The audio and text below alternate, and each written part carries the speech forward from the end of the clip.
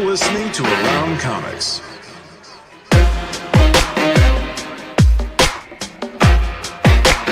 Comics.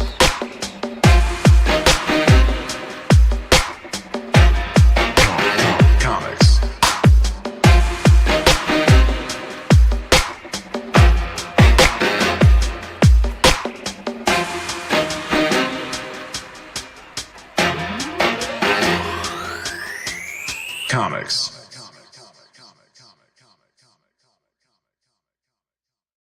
You are listening to Around Comics and watching along Around Comics live on YouTube, Twitter, Twitch, all those places. It's me. It's just me. It's an all Sal episode. Chris is not here. Tom is on his way.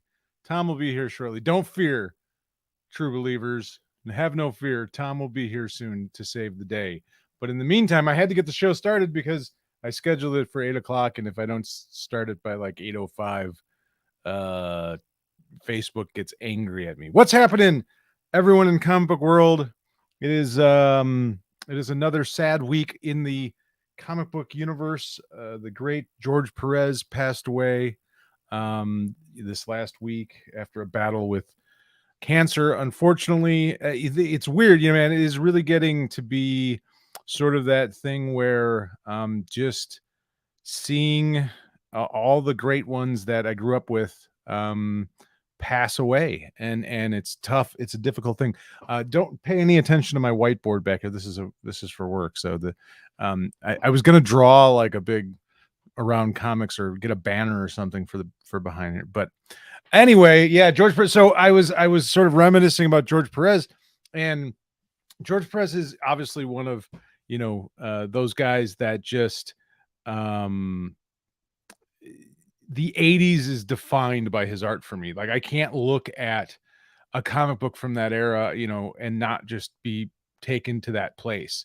It's like seeing Teen Titans or Crisis or, Wonder Woman or any of that stuff. It just, that DC logo that they used at the time, and his art and the sort of type, the logo styles that they used.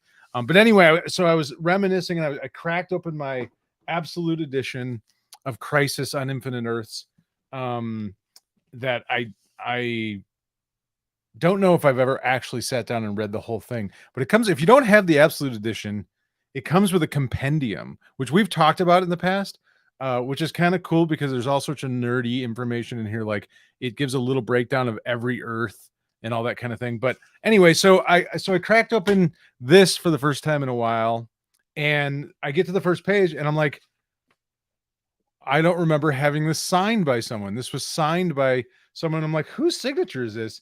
And it looks like it's a J, but it looks like it's a P. And I'm like, I don't know whose signature this is. And I started thinking, like, who would have had? But then I realized it's George Perez, but he signed it Jorge Perez.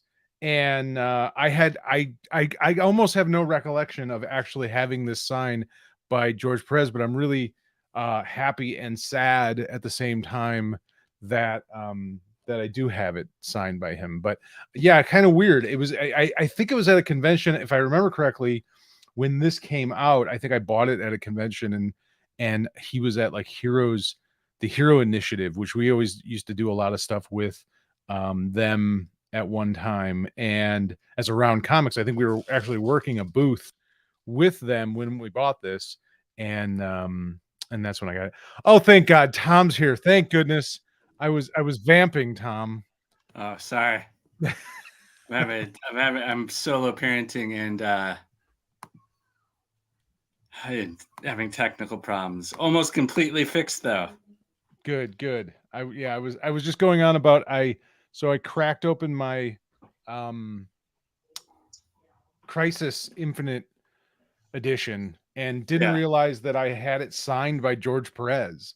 Oh, wow. I don't really remember that, but I was like, oh, that's cool, but sad. Like, with obviously the passing of George Perez, but I don't even remember really. I think it was at a convention when this came out that I happened to pick it up, and I think he was working at the Hero Initiative booth that Chris and I were volunteering at, and I got him to sign it then. but yeah, so obviously I was just talking a little bit about George Perez and how I can't think of the 80s, like the early 80s. Yeah. His art just sort of brings me back to that time period so much. Whenever I see it, whether it's Titans or Crisis or whatever it may be. There's only certain comic book artists who like look like comics. Yeah. Like where you're like, oh, that's what comics looks like, Yeah. like, and he's definitely one of them. Yeah, for sure. Oh, yeah. It's like, that's what comics looks like. Yeah, I mean, just thumbing through this thing today, I was just kind of looking at it a little bit, trying to, just, I don't know, not feel so bad, I guess, about George Perez, but still feeling like, oh my God, all of my heroes are dying. Like, they're all, it's going to get really bad here soon. I'd imagine, like John Byrne and Frank Miller and Alan. I mean, it's like eventually hopefully, for me at least, selfishly, hopefully I'm alive, but it's going to be live all of you. Yeah. I mean, it's, he's also kind of like, when you think of comic book artists and you kind of think of like a certain type of comic book artist who like drew everything, right? Like, drew like every single character. Did he eventually get, like, wasn't that sort of his goal at one point to actually draw every single character in a comic at some point? Yeah. So it's like, it's a little crazy, nowadays where you kind of think of like certain artists as being like, this guy does Batman and this guy does this type of thing. And like, they're very sort of like, they got their wheelhouses, and his like wheelhouse was just like superheroes. And that was just like all of them. I'll do all of them. I'll just do every superhero you have in one book. I'll do all of them, and just give me a book. Just give me a script with every character in it, and I'll do it.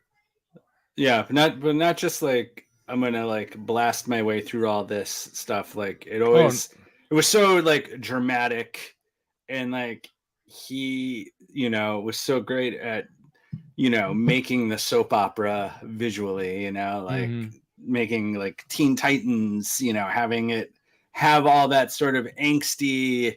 It wasn't just the story. It was like he had a way of like of big dramatic operatic like superhero style stories.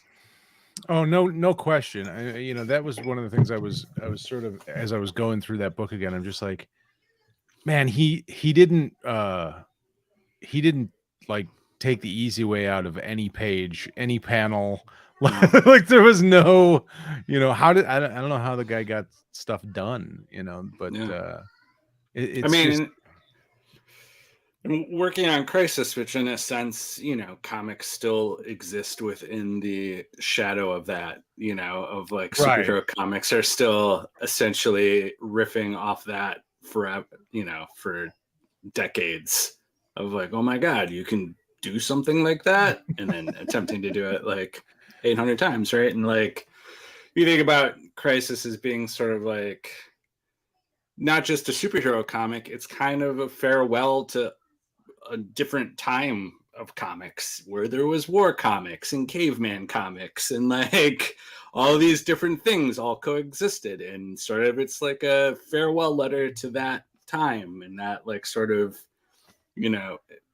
world of comics, and kind of poetic in a way to have George Perez do Anthro as much as drawing Pariah and like the Teen Titans. I would say you're almost a Crisis on Infinite Earths historian to some degree. So I was gonna, like, as I was kind of reading it again, part of me is like, why is he using such weird, obscure characters? but that's kind of the point of it to some degree, right? Like we have all these universes and we're gonna use all these characters, but then I'm like, well, yeah, but then why kill them all off? You know, like you know what I mean? Like, I mean, I think like the ambition of what they were trying to do was trying, you know, and it didn't work. It almost immediately didn't work, right? Because like the original idea was like, well, we're just going to clean everything up, and there's going to be 5, you know, it's going to be Earth with the combination of the characters from like these 5 Earths now exist on this Earth, and like, you know, we're gonna, you know, like not have caveman comics, and we're not gonna have, you know, like, and those did go away. I mean, they were kind of dying, right? It was sort of like a way to be like, all right, be gone, right? And it's like, you know, almost immediately nobody could maintain the discipline of like, actually no, this is new, like we're not, you know, like over. Yeah. It's just like, you just leave. You should have just left it alone. Should have just left it. Like there was nothing. Like we don't. Why is it there's a part of comic book fandom and that bled into comic book creators where there's this need to organize and like categorize and have it all figured out and explain to us, like, you know, just let it be whatever it needs to be whenever you need it to be. You know, why is that? I mean, I think the answer of why they did it is because they felt like it was the best way to sell more comics. And like clean up, like, you know, like in a certain sense, you could look at it and be like, oh man, you know, like you could look at, you know, in 1982 or 83, as you're starting to plan this, and sort of look at DC Comics and sort of be like, you know, Superman exists in the shadow of the Silver Age. Like he just does. And right. He like, and this is that Superman from the Silver Age, and we have the Justice Society, but they like exist on like Earth 2, and like we got those Earth 2 books, and like Roy Thomas is doing all those, and like we don't know what to do with those books actually. They just sort of like exist for like a certain fan base, and like, you know, like Batman, it's like, you know, Batman probably suffering less than that than Superman, who, you know, seemingly could never quite escape like the Silver Age, even as much as like I enjoy quite a bit of like Bronze Age Superman. He was sort of like always in the shadow of that, and that always was like, you know, in a field where, you know, the audience was getting older, and continuity was more seen as more important and more like, oh, this, you know, like, you know, the story needs to make sense. And like, guess what, man?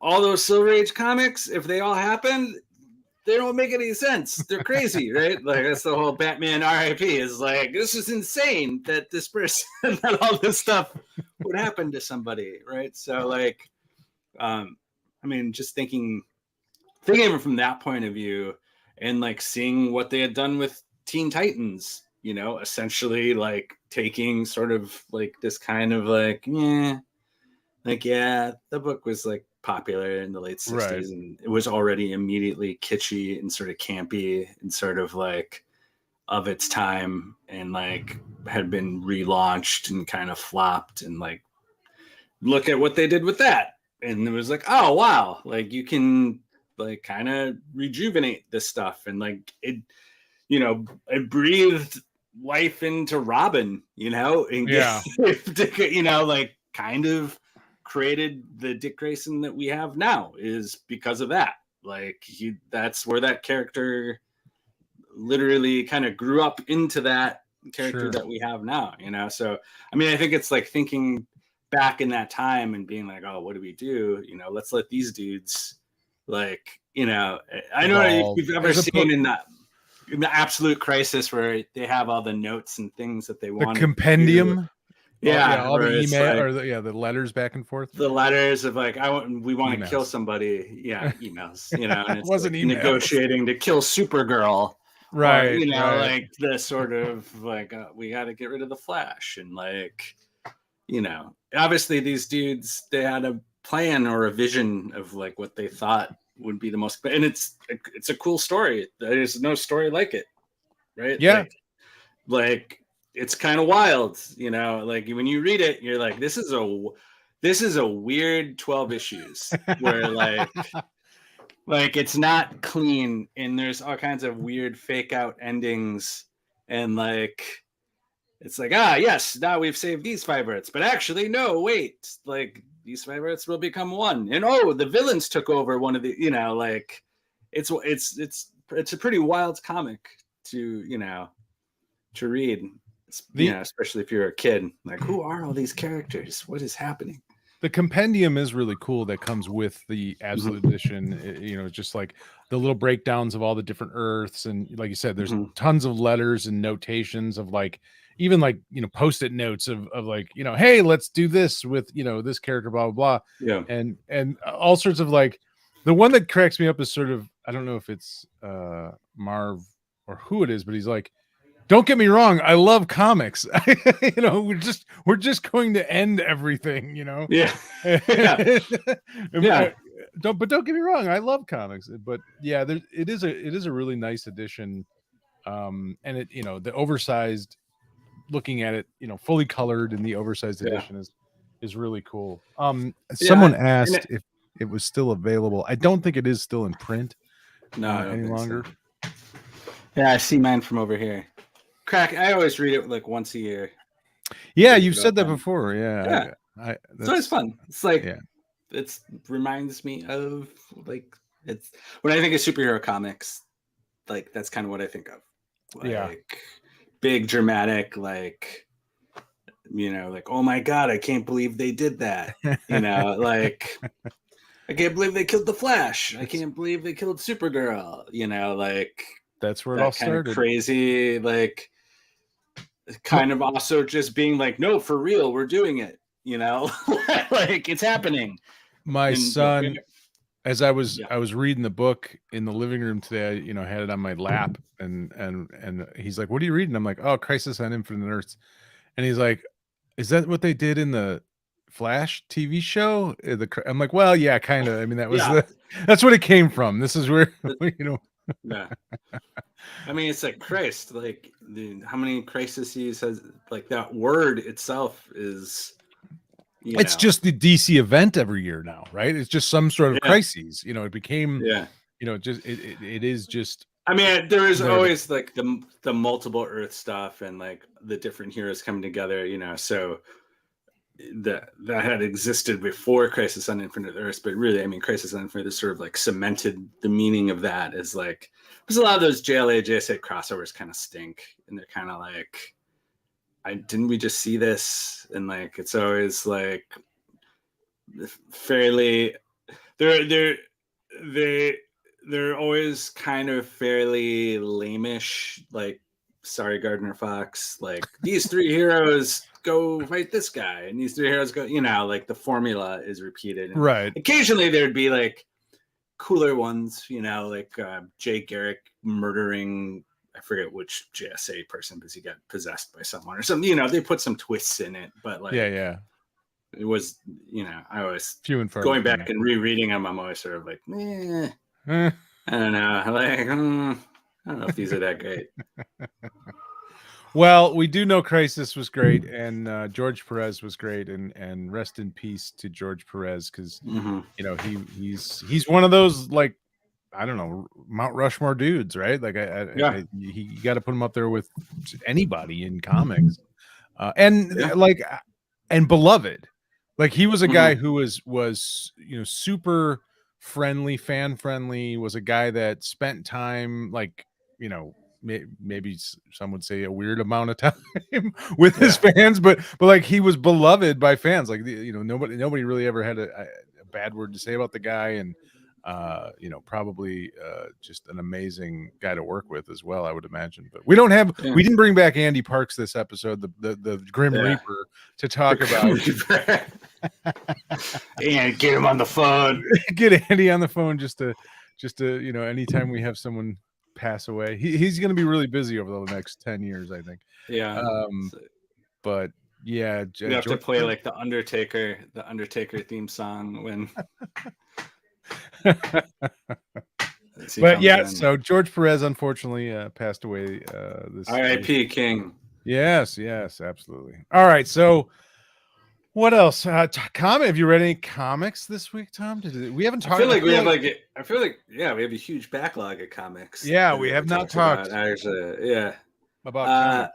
OneStar Squadron like made me tear up. Oh, did it? Yeah, it did. It got me a little bit. Got you a little misty. It was like, Mark Russell and Steve Lieber, you got me.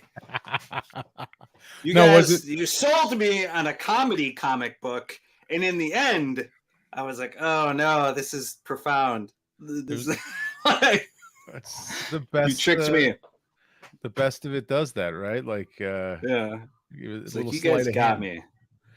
Yeah, it was. It was a really interesting, like, that final issue, the whole, red tornado sort of going through the whole, almost recapping everything that happened. Yeah. Especially at the end, in issue 5 of sort of the end of the business, the what was it? I don't remember what it was. Heroes for Hire. Heroes for Hire, kind of thing, and sort of an epilogue about all the characters. But there was something about it, like, just the idea of what is a hero, what makes a hero, what is a hero supposed to be like, or how does a hero live? And yeah, the whole thing with the Minuteman was really, kind of touching, and this is the kind of stuff, I mean, on both sides of it, as funny as this book was, and as sort of sardonic and full of kind of dark humor, but also kind of poignant, like, it's a really rare kind of thing in a mainstream comic book. Yeah, I mean, to fit all that together into one story and sort of like have it legitimately feed off of it, of like sort of like a satirical look at essentially our worlds, like how like the world of the gig economy, and the world of like you are, like you perhaps feel like you aren't in control of your life and your choices totally as much as you would like to be, and things happen that you don't have much control over economically, and you're sort of you're essentially getting pulled around in different directions, right? And like that idea of like making fun of that, but also being like, okay, like if that's the world in which you exist, how do you be a hero in that world? Like, what does it mean to like it means that if you can only help one person, you help that person. And in that moment, that's it. That's what you can do. So the best you can do, that's right? what you got to do. That's the best you can do. So it's like, the way, the way that it impressed me so much about it was sort of like having that poignancy at the end of like, oh man, like, or even just like Power Girl too, like her story of her sort of like rediscovering what meant for her to be a hero, right? And like, who starts at the beginning of this book, essentially like in a multi-level marketing thing run by Maxwell Lord, who's like shilling books, and she's like, listening to all his like weird salesy stuff, right? And like, that's so much of our world is like the hustle culture, and like this TED idea Talks, of like, and it's like, if you listen to this person, will give you some magic insight into like being successful or being rich, and like so I mean, it was extremely impressive, because I was like, damn it, you tricked me. Like I also really liked 6 issues. I really liked, how they, well, the one that like Red Tornado was a really interesting character, because, and I think at one point where he's kind of making fun of himself to some degree, or being self-deprecating about helping, what did he was helping the wind farmer, like the windmill guy, and he's like, he's kind of downplaying it, but it was kind of a capsule of him throughout the whole book of like he was this manager of this group of people, and he really was heroic in a way to all of them. Like he was always looking out for them as best that he could, even though he really didn't have a whole lot of power. You know, it wasn't like he was Superman or he could change their lives, but he was trying to do the best he could in the situation he could. And I think he finally realized like that was what being a hero was about. Like he was just doing the best he could for the people that he could. And I really like enjoyed that part of it of just, you know, it's not, you know, we live in this weird like zero sum culture where it's either you're fucking Elon Musk or you're a piece of shit.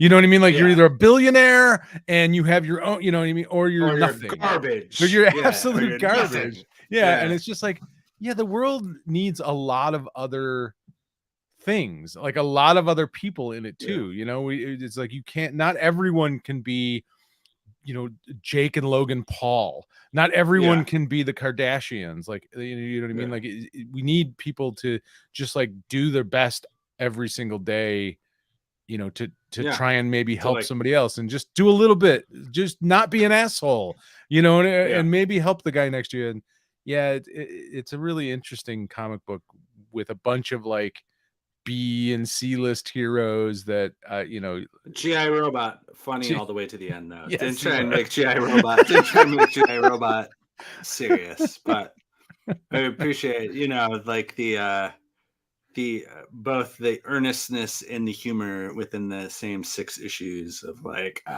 okay, like it was it was pretty cool. Not in, like you said, like not something you see a lot in comics where like superhero comics, let's be honest, like the audience wants consistency of tone. And like it's like, oh my god, what is this? Is this now this? You know, like for the entire industry is based on like previews of like, you know, what's in this. Like this is comedy, you know, like this is a funny book, you know, like that's the whole business is based on that. So like that you could, you know, subvert that a little bit and kind of be like, oh, I wasn't expecting that. It was nice. I am completely on board with pretty much anything that Mark Russell and or Steve Lieber does at this point, man. They're both awesome.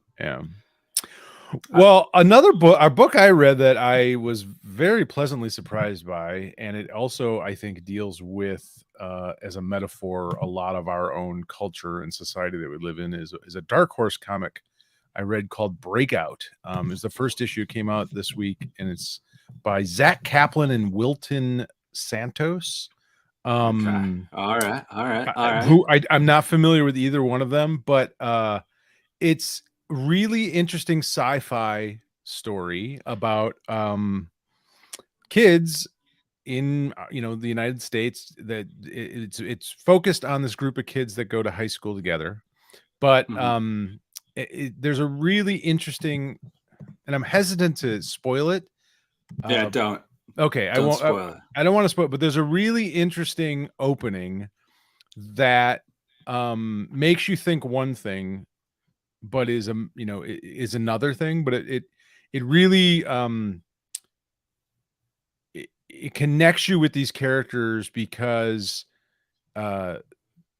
you start thinking immediately about being a student in high school in this day and age, and constantly thinking about being shot and killed and having to do drills because of this kind of thing. And you know that, so it grounds the story right away with the reality of this is the life of children these days. My children go to school, and it's like, yeah, they do, you know, safety drills on if there's an active shooter at their fucking school, and how insane that is, and how crazy that has become the norm in our society these days of just like, yeah, but you know, and the book does this really excellent job of sort of saying that, of like, you know, the politicians and everybody kind of just stopped caring and just were like, well, this is just the new norm now.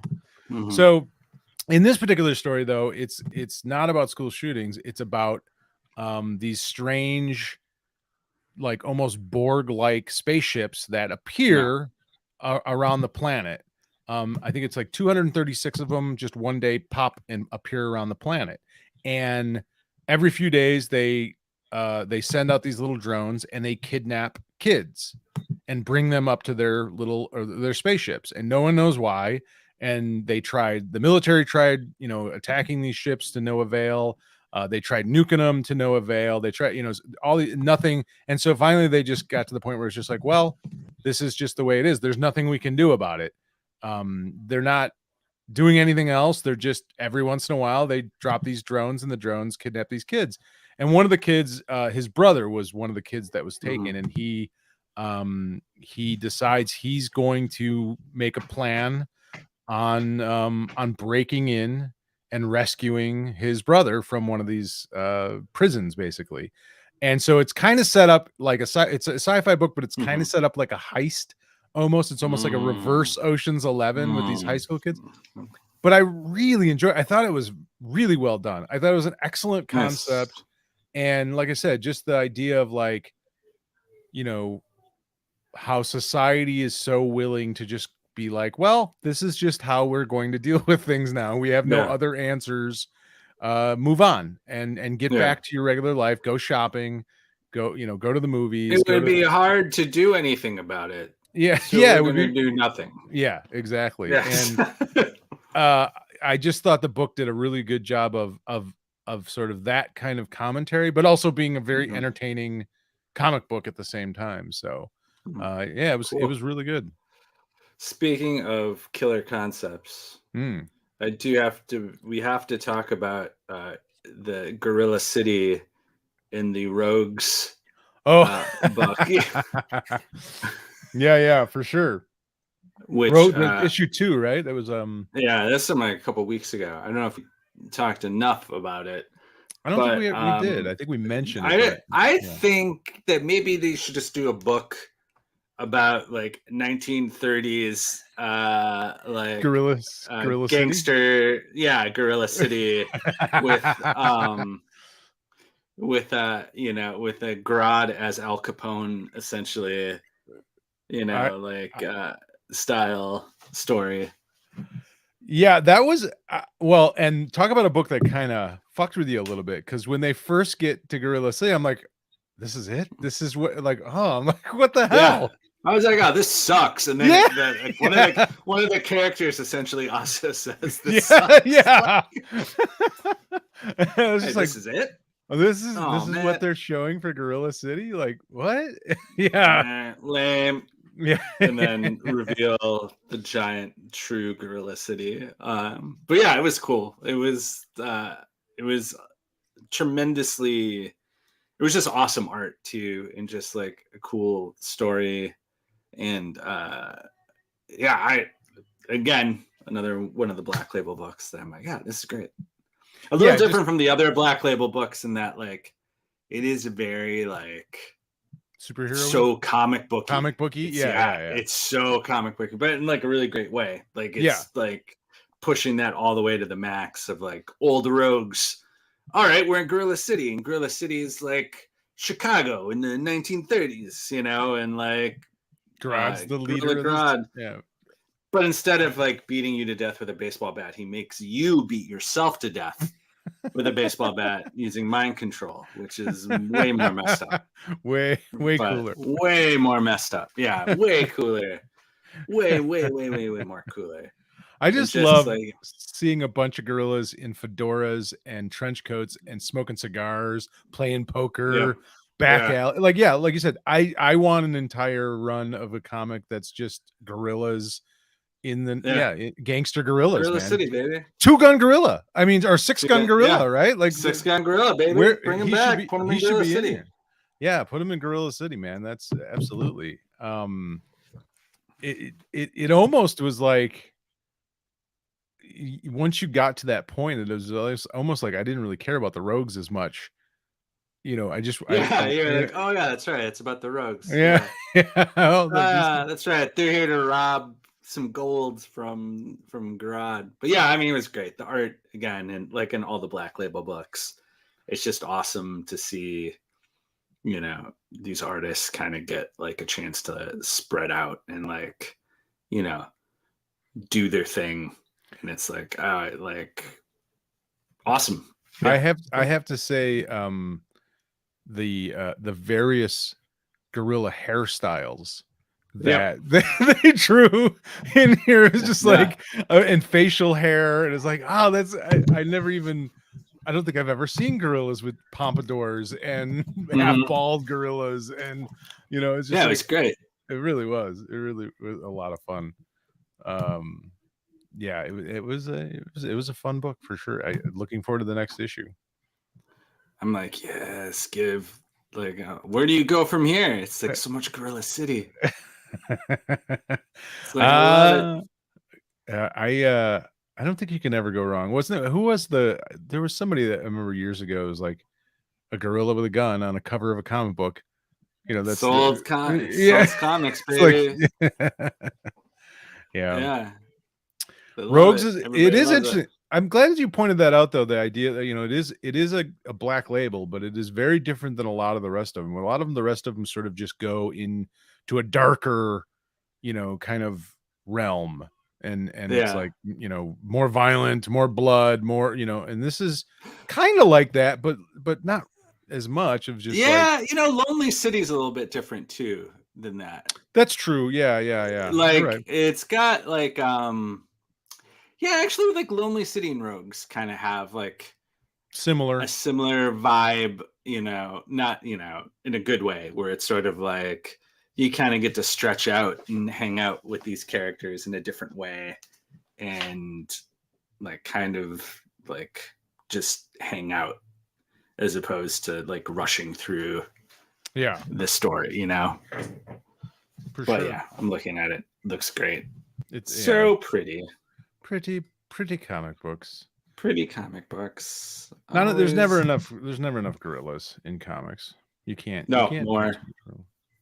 Well, I read another book that you said you had read, so I quickly read it today, and I'm really glad I did, which was 8 Billion Genies. Oh yeah, it was awesome. It really was. Talk about another great concept. Just you know, and I at first I was like, I was a little bored by it initially. I'm like, what is going on with this book? What does this have to do with genies? Who is this bartender guy? Like, why are these, you know, it just felt a little odd.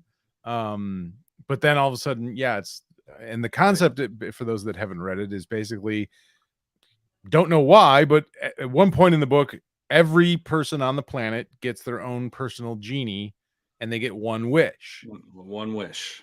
And not three, just one. And it focuses on a group of people that happen to be at a bar called the Lamp Wick, which maybe or maybe not is coincidental. I don't know.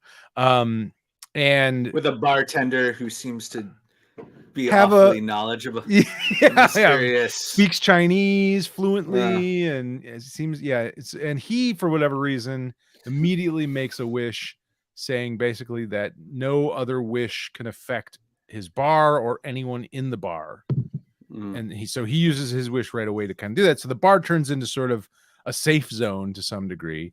Meanwhile, predictably, the rest of the fucking world goes ape shit. Immediately it turns into a cube. It's immediately like Bizarro Earth. Like, that was so that I loved the so like the first 8 seconds, that's like a full page spread, and then you see the planet Earth, and you see human population 8 billion, genie population 8 billion, and you see like North America and South America, and it's just lit up with all these blue glowing genies. And then a few pages later, you get to the first 8 minutes, and the planet is a cube. There's fucking explosions, and there's now 7,999,000 people. So a million people have already died, and 2 million genies are already gone in the first 8 minutes. And so and it's Charles Soule and Ryan Brown, our friend Ryan Brown, longtime Around Comics guest. And it was great. I feel like it's going to be a lot of fun for Ryan Brown as the wackiness of the planet starts to, we see more and more of it, because he's there's like people riding dinosaurs and like guys in like mecha suits and like floating castles and spaceships. It's just craziness. It's insane. Yeah, and people immediately could not wait to use their one wish. It got me, and at the end of the comic book, they sort of, ask you, what would you wish for? What would be your wish? Would you wish for something for yourself? Would you take something away from people? And so it's like, what would your wish be, Tom? What would your one wish? I don't know. I'd wait a little bit. Yeah, I don't know. I'd have to think about it a little bit. I mean, immediately I wouldn't die. Yeah, right. That's the scary part. Like, who knows what anyone else is wishing against you? Is somebody possibly wishing something? I want Tom to die. It's like, oh my God. Great. Yeah, who knows? I mean, it's a interesting concept. What would I mean, immediately it's like, well, riches but is money going to matter if the world's a cube and everything's insanity? Like, and everyone's riding dinosaurs. The one at the end, you do see like a dude on the top of the bar that is in a superhero costume, and I believe it's one of the superheroes from God Hates Astronauts, Ryan Brown's other book. So that's kind of interesting. But yeah, superpowers would be kind of cool. I don't know. I want to be and most people would wish to be like a Marvel movie character. There'd be like 800 Iron Men and like 800,000 Wolverines. 12 million Wolverines running around. A bunch of Doctor Stranges, just like everyone running around, just like, oh, how many Wandas would we get now that Wanda is just, the bee's knees? Everybody loves Wanda. I don't know. Superman, you could be would Superman be? I don't know.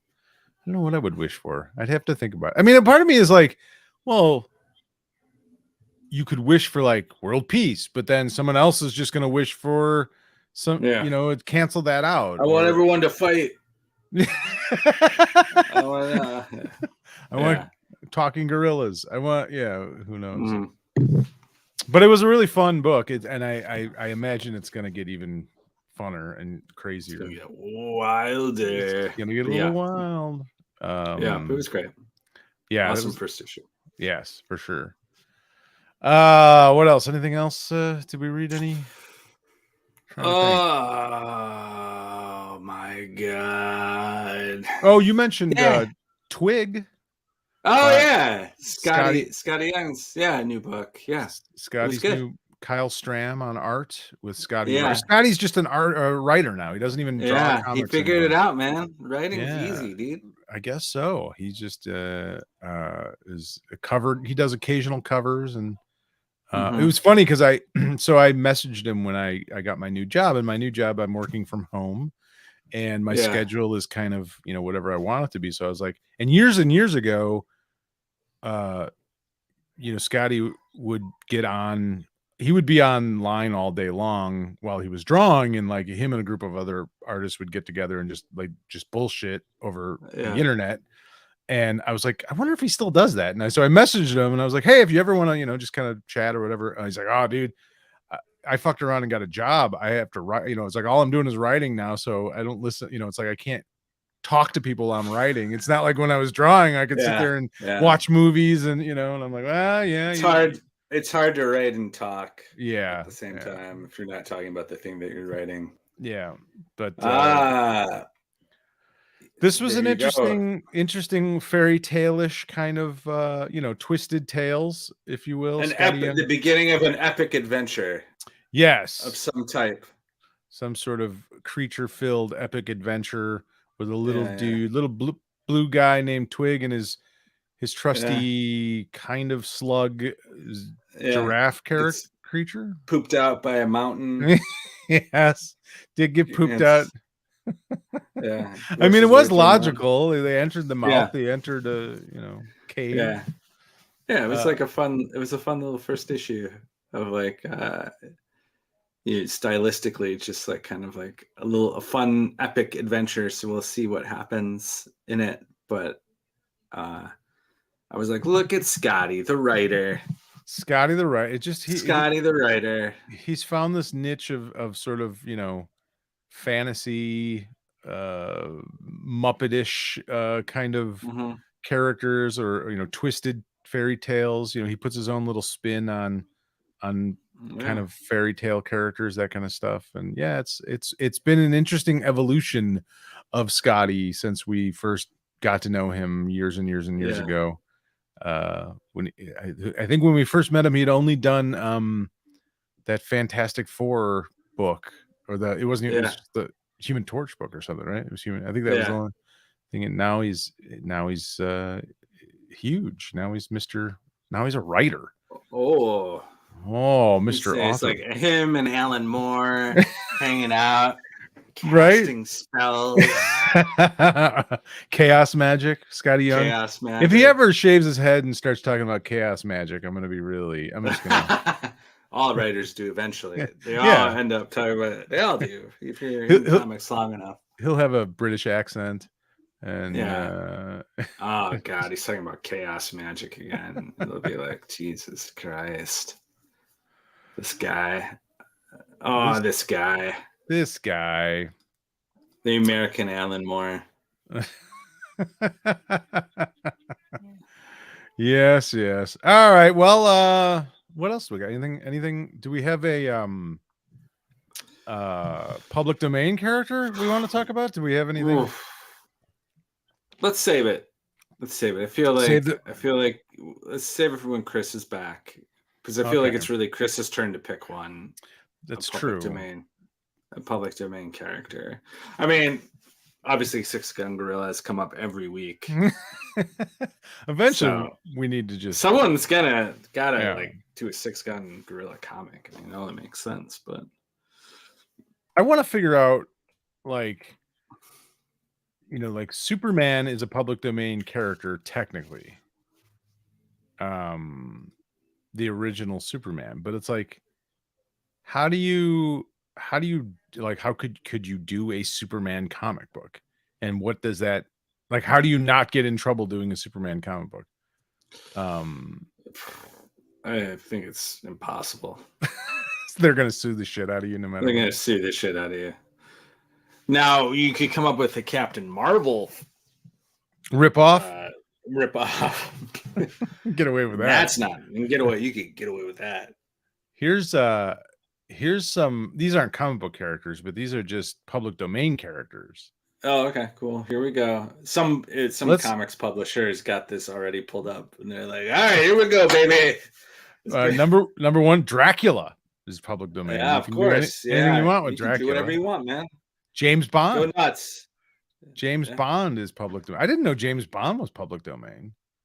That's kind of interesting. Sherlock Holmes, public domain. Oh, yeah. Robin Hood. Yeah. Zorro. John Carter.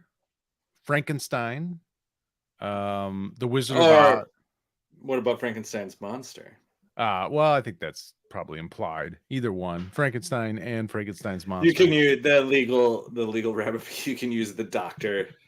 Frankenstein only. Dr. Frankenstein.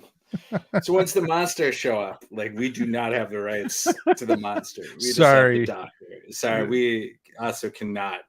He's an unnamed shadowy character. You can just we cannot even talk about it. What would your Dr. Frankenstein book be about? Him just frustrated because he can't come up with another idea other than reanimating a dead body. What if it always just ends up being about reanimating a dead body? Yeah.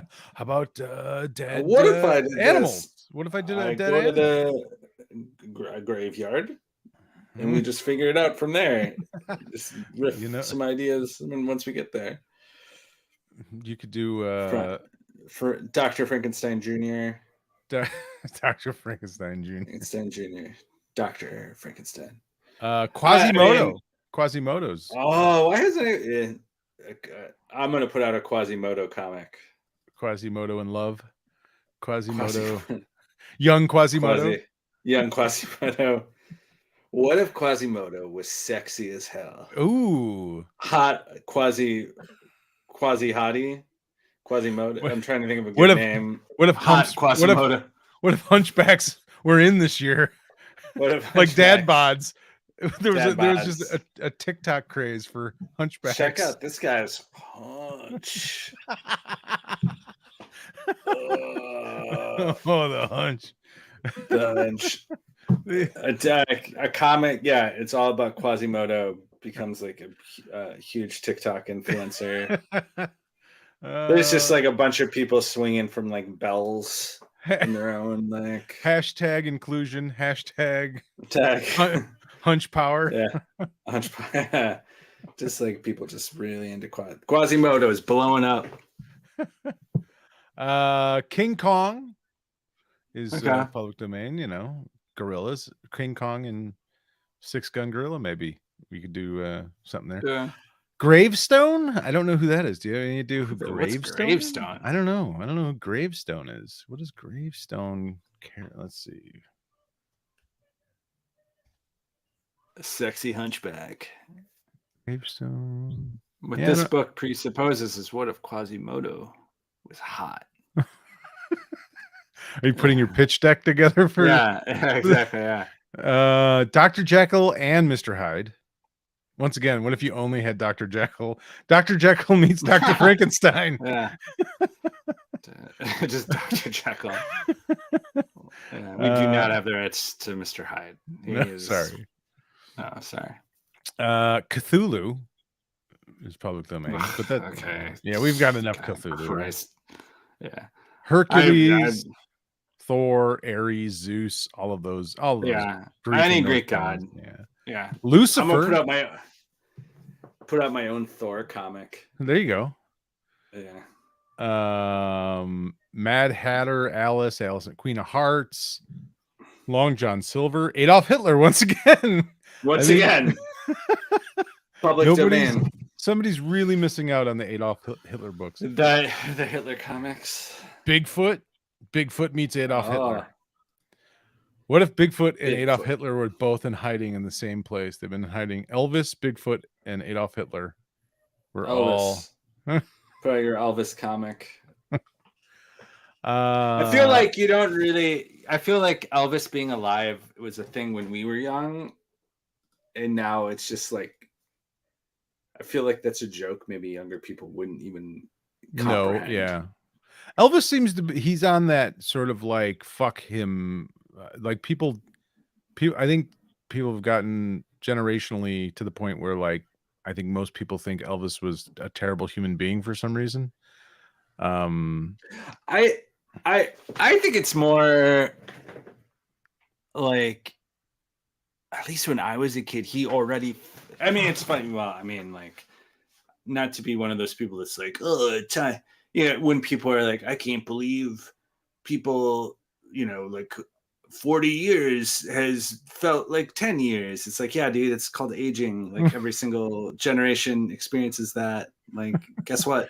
Like everyone feels that, right? It's like, I can't believe it's, I feel like there's been a lot of like internet, like, a lot of like, I think Chuck Klosterman wrote something that was like, it was essentially like, what does the 90s mean? Or like the 2000s doesn't have a thing, and it's like that. It's the idea of like, you lived through it and you have no perspective on it because like you're aging through it, and it's like for us, yeah. the 50s is very much defined thing. Like you say the 50s and that, whether it's like, real or not. Yeah. It's the 50s. Like Happy Days. The 70s. Yeah. And it's like, yeah, of course, because like those things are not defined. Like when you're living through them, you're just like, oh, I remember the 2000s. I was alive during that. And it's like, now the 90s are hot with the youth, like music and all that stuff. It's like, oh yeah, that's what the 90s, I guess that's kind of what it was like. Grudge. But for Elvis, like when I was a kid, Elvis seemed ancient already, like, from like a different, like completely different era. Whereas he'd only died probably 10 years before I was conscious of it, but it might as well have been like 1,000 years, like it's not. So I can only imagine, the perception of that to a young person now, where it's like Elvis probably feels like Elvis feels like Frank Sinatra. Or something even like before, that, of like a thing. Lawrence like, Welk. I can barely conceive of what this is, like who listened to this. Yeah. It's interesting because like I grew up, I'm a little bit older than you, but I remember Elvis dying. I remember when that happened. Mm-hmm. So I had a little bit more of a connection to Elvis, and I liked Elvis. I was an Elvis fan, just the music and more just like for certain eras and time frames of Elvis. But like my nieces and nephews, like I can point to like me personally, like the 1969 comeback special. I think that's like an amazing performance but it's in context. You know what I mean? Like I know the context of him coming back to that special. Yeah, if you don't know that, it's just like an old concert. Yeah, exactly. And like they and it's like, well, God, they've seen so much that's so much more spectacular than a dude in a room with a guitar and a leather suit. You know what I mean? Like it's like, why would they even think that that's interesting? It's like why is that weird? Why would anyone want to watch that? This isn't it's like, but it is that context, like I don't know. Ancient Elvis, even if he didn't die in 1977, I mean, he's probably dead now. Yeah, this is true. Yeah, he's probably, even if he was faking, if he faked it, he probably is for real dead. Probably at this point, he's probably dead. Yeah, yeah. R.I.P. King. R.I.P. The real king. Yeah, the real king. The real king. There's in Madison. There's this like little plaque that commemorates Elvis stopping like a mugging on the street. Like it's just really, I gotta send you the link to this story. It was like he was on tour in like 1976 or like very late period, like just like unhinged Elvis who's just like making up stories about like that's the most like interesting parts of Elvis. Just like I used the karate on like two mugger, just like these insane like there's like a little plaque like Elvis Presley, he lived a crazy life. I mean that's the thing, like I think it's hard to put in context. Like this guy was the most famous human being on the planet when fame just started kind of being a thing. Like you know what I mean? Like there wasn't. You couldn't be famous before. Yeah, it was like impossible. Like like you couldn't. People around the world couldn't know who you were. Right. Like, you barely know what's happening like outside of your town. You barely know what's happening in the place where you live. Yeah. Like. And now I always think about that in context of like the news. Where it's like the function of the news was like. It was impossible for you to know what was happening. Like now, I don't know what's happening. Like now I know literally everything that's happening all the time. It's too much. And it's not great. And it's like, I'm like, wait, what? There's a shortage on baby formula. Like that was the latest thing. I'm like, what the fuck? What? Dude, like it's messed up, man. Like, before we end this, I'll say I've been reading. Have you ever read the book Lenin's Tomb by David Remnick? So he's like a writer for the New Yorker, and he was in. We're getting into literature talk at the end of the show. It's okay. So he was like, class this joint up a little time.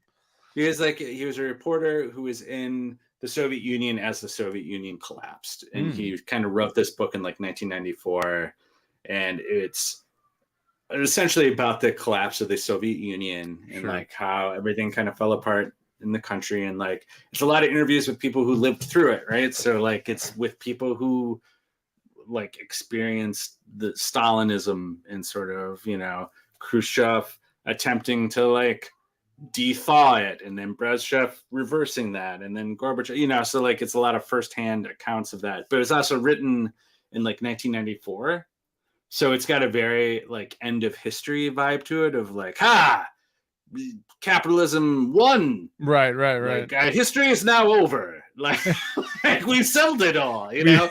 And it's like, this has been fixed.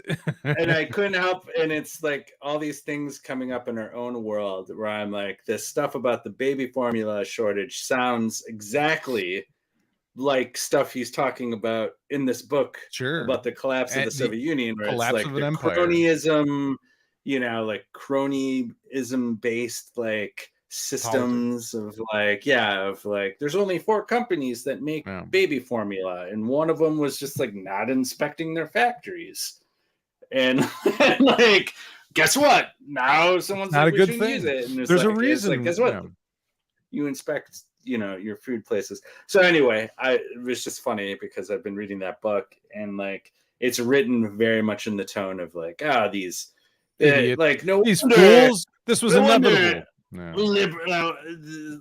Lowercase L liberalism has won. And it's like, oh man, dude, you're describing us right now, where it's like, these fools kept spending unlimited money on the military and police. And it was like, oh no. No. No. I don't think I'm going to read that book, Tom, because I'm barely like, holding it together.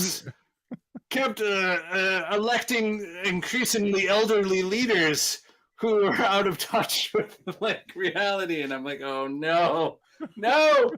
They're like, yes, TV like helped cause the downfall of the Soviet Union because people could see like Brezhnev on TV, and he like looked old and talked like an old person, and I'm like, oh god, no, this is our entire lives, is like watching elderly men on TV just like being confused. Was there any part of like where, you know, they got to the point where they were basically, you know, they were creating policy just in spite of the other party, just in anger and bitterness? Was there a part there? Yeah, it's just like non-functional. Nothing is functional. Nothing works. It's I don't even care I don't care if this is a good idea or a bad idea. I just care if you hate it. That's basically where we're at now. Yeah, gotta own the other side. But yeah, I was like, oh, this is a pretty bleak book. It's like in the first 5 pages, there is talk about like, oh, you know, the increasingly elderly Soviet leadership who are out of touch, and I was like, oh, Can somebody talk? Good. Can somebody talk to it was a Mike Judge who wrote Idiocracy, and just like, all right, you wrote how we got there. How do we fix this? You gotta figure it out because we're heading in. Yeah, I'm like, David Rudnick, this is me in 2022 talking to you in 1994. You fool! History's not over yet. Oh God, yeah. It could be it's a good collapse. Book, could be the collapse of democracy, and you know. Well, wouldn't shock me. Book. You would like. Have you ever read like Working by Studs Terkel? I don't know if I have read that or not. I've read a little bit of Studs stuff, but not a It's a little bit like that. It's a little bit like that, where it's like really short. It's almost like short chapters. Like this chapter is about like talking to like miners, right, like that worked in a mine. This chapter is about I know what you mean. Like, you know, where it's kind of divided up into those like thematic elements. Yeah. So it's like a little bit like, oh, okay, I get what this chapter is about. You know, one chapter is about like people who worked in the Communist Party, and like the idea of doublethink, of like knowing this is wrong, but also knowing like the only way for me to exist is like to do it. So like, how do you do that? And like talking to people about like, it wasn't easy, but it's like I have a family, like, and this is how you get a job. So it's like one part of your brain is like, this seems really messed up, and then but the other part of your brain's got to be like, well, this is what I have to do, so I got to reconcile, you know. So it's divided up in those, like, so if you've ever read like those Studs Terkel things, like World War Z. yes. To bring it back around, to bring it back to our nerdy, to our usual realm of discussion. Yes. It's exactly like World War Z. No, seriously, the book World War Z is. I think he wrote it that same way. Like I would not be surprised if it's that very was, if he knew Studs Terkel stuff. Yeah. Well, I think that it also helps us end on a sort of crisis on this earth. Crisis in real life. Crisis on our earth. All right. Well, unless there's anything else, I know you got to get out of here, and that's about it for us. Another episode. As always, thank you guys for joining us live on YouTube. We really appreciate it. We try and get your comments in as much as possible. We love having you guys there, just talking to each other, talking amongst yourselves, talking to us. I appreciate that. You can watch us live every Thursday night on YouTube and Facebook and Twitter and Twitch and all those places. You can listen to the podcast on iTunes and Spotify and wherever podcasts are found, usually the next day on Friday. If you want bonus content, more of us, you can get us on Patreon, patreon.com/aroundcomics. We have bonus stuff there. You can sign up for as little as $5 a month to help support the show, keep us, keeping the lights on, that kind of thing. And so rest in peace, George Perez. Thank you for all your amazing comic book work over the years and for seemingly being a pretty good dude. Nobody died this week. Let's go a week. That'd be all right. We'd be okay with it. No, like legendary comic book creator. If you could stop from dying, that'd be cool. Do that for me. Thank you. So we can just talk about comics next week with that. Yeah. Instead of memorials every goddamn week. Yeah. Hopefully next week Chris will be back with us. We want to wish him the best. He's going through a little tough time at home with one of his puppies, so that's never an easy thing. So hope he's doing all right. And I guess that's it for now. Until next week. In between time. In literature time, he would have hated that we were talking about books. He would have been like, well, let's get back to he would have steered us away from he would have hated that. He would have hated it so much. Yes, he would have. Next week he'll be like, we're not doing that. We're not talking about books. No more books. No more books. No more. What are you talking about? Russian politics? The Cold War? The end of the book from 1994? All right. Until next week, this has been another episode of Around Comics. Thank you all for listening and watching and all that kind of stuff. In the meantime, in between time, we'll be everywhere in and around comics, and Russian literature. Political intrigue, criminology, capitalism, and the fall of late stage capitalism. To get back to OneStar Squadron. There you go. Yeah, right.